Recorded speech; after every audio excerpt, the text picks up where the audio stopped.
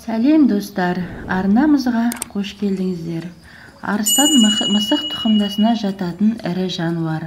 Арыстан орталық Африкада кездеседі.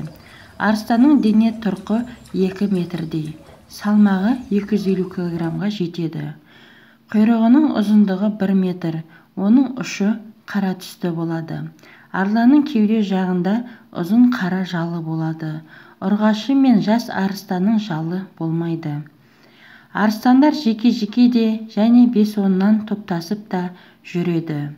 Олар 3 жасында жыныстық жағынан жетіліп, 2 жылда 6 күшікке дейін табады.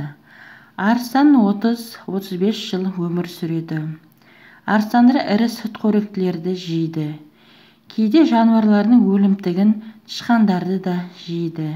Негізінен қорегін аулауға түнде шығады.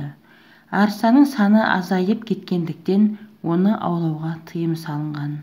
Арыстанның Үндістанда кездесетін түрі қызыл кітапқа енгізілген. Сіздермен бірге болған пайдалы ақпараттар каналы. Келесі видеода кездескенше сау, саламат болыңыздар.